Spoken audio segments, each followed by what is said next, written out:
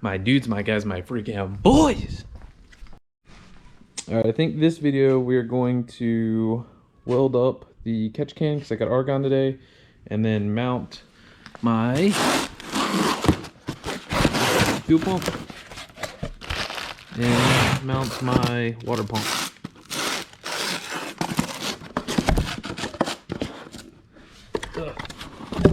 Right there.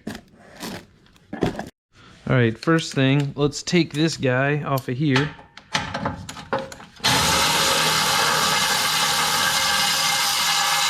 And get this welded up and see how much fuel this is actually gonna hold. So, well, this up shouldn't take too long, I don't think.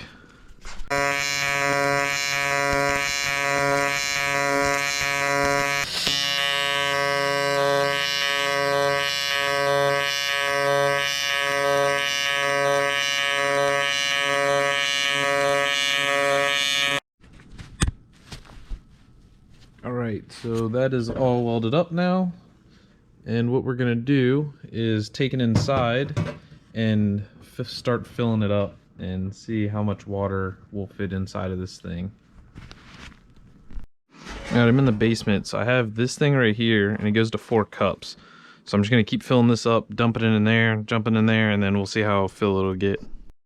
Alright, so I just filled it up.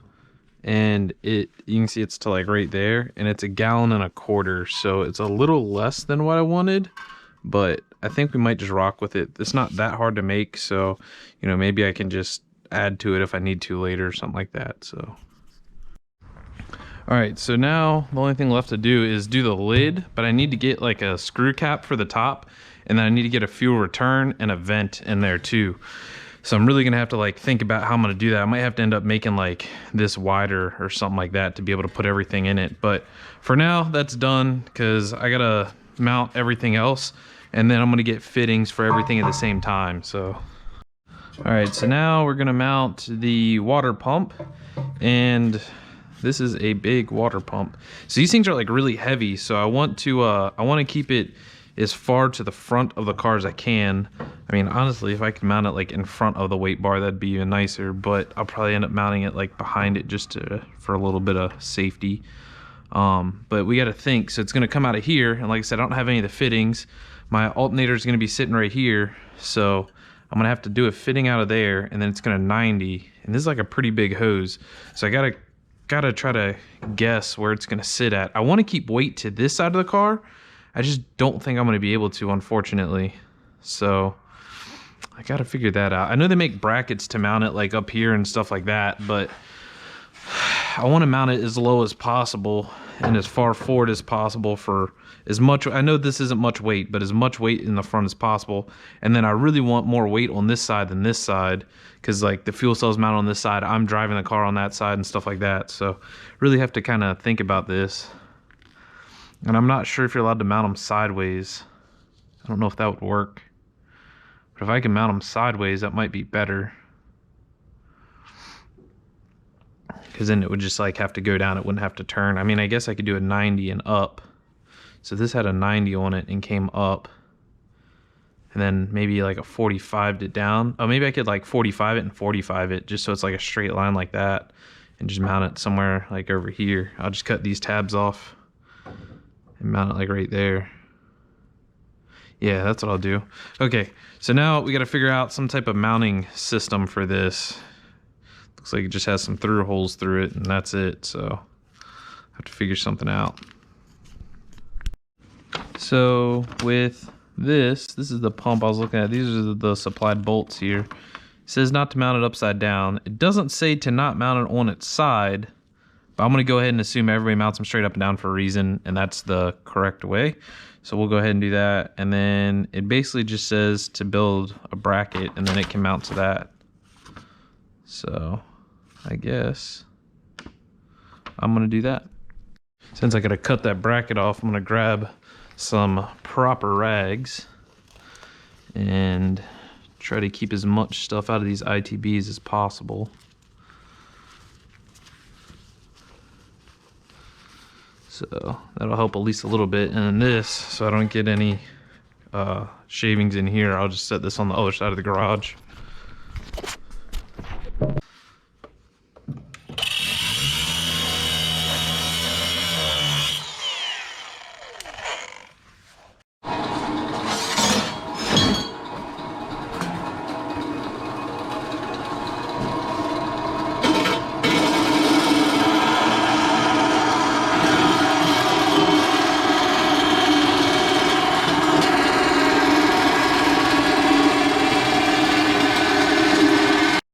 Alright, I'm going to show you guys how I super primitively mark where I need to drill. So what I'm going to do is hold the plate where I want it, mark the center, and I want it to sit up this high. So mark the center, I want it to sit up that high, mark the center, and then what I'll do is I'll take this guy, which it should be pretty straight. Yeah, it is. I'll just make a line across there.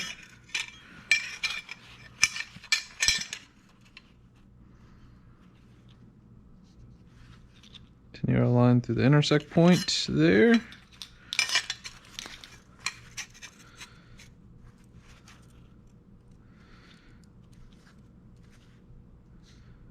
through the intersect point there. That's where I need to drill my holes at. I am by far like the least safe person when it comes to drill press. Luckily this one, like the belt has never been changed, so it's from like the 1800s. So like if it grabs, I can hold on to this and the belt will slip. Or else I would probably have no hands by now.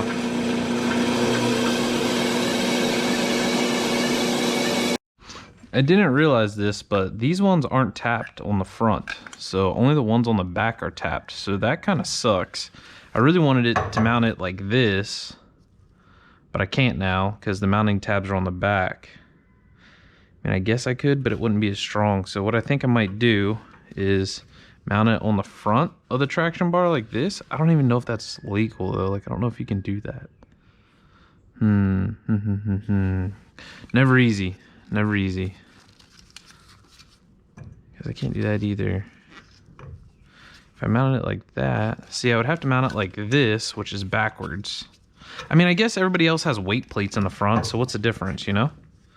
So, I guess if I weld that on there like that, and then I'm just gonna have to come up with some kind of brace. The thing I'm worried about is, like, this mating surface here, like where it comes out, I'm gonna have to have enough room for a inline. So I think what I'm gonna have to do is like set it on top like that, and then build some kind of supports for it somehow, just so it's not all loosey-goosey. Like, granted, you know, when the lines are on there, it'll help hold it a little bit, but I'm not gonna rely on just the lines. So, I mean, if I did something like that, I could for sure run braces back. Maybe that's what I'll do. Maybe I'll just hold it down like that and then brace it. Yeah, that's what we'll do. Goodbye, K-Tune sticker. So kind of my thought process on mounting everything on the traction bar is, you know, if I got to pull the motor out for something, all that stuff's going to have to get unhooked anyway, and the traction bar's coming out anyway. So, you know, I'll just have to undo like the lines that go up and then just leave everything on, and just when I pull the traction bar, I'll be able to have my water pump off and my fuel pump off. So that's kind of my thought process here. And then like I'll have to take the fuel cell out, which it bolts into this bolt right here, and then I'll have a bolt up there. So I'll literally be able to keep all the lines connected to the fuel cell and everything together. I'll just have to undo it right here. I'll have to undo this and then undo the fuel cell, and I should just be able to pull everything out in theory. I guess one line is going to be on this side of the thing, so it shouldn't be too bad to do. I thought about making some kind of system that like bolted up and like held everything, but I mean, that's what this is. So if I have it here, I might as well use it, right?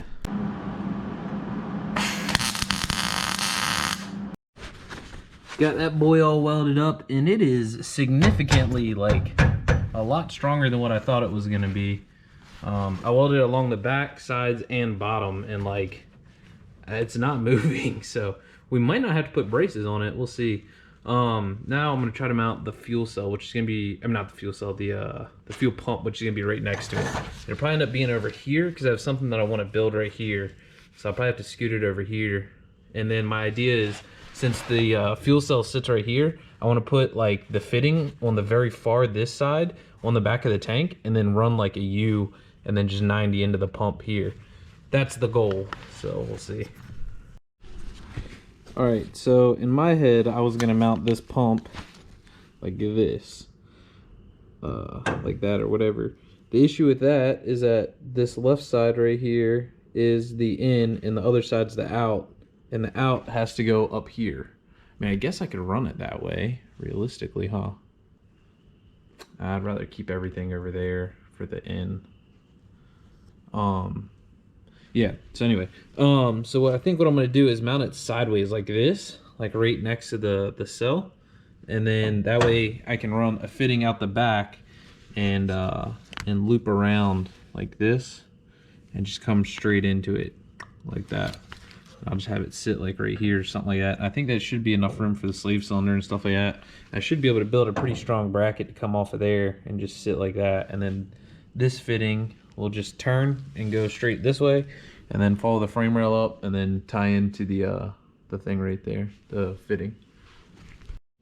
All right, so that's it with everything mounted for now. I'm for sure gonna build some kind of like brace to like go down to help hold it.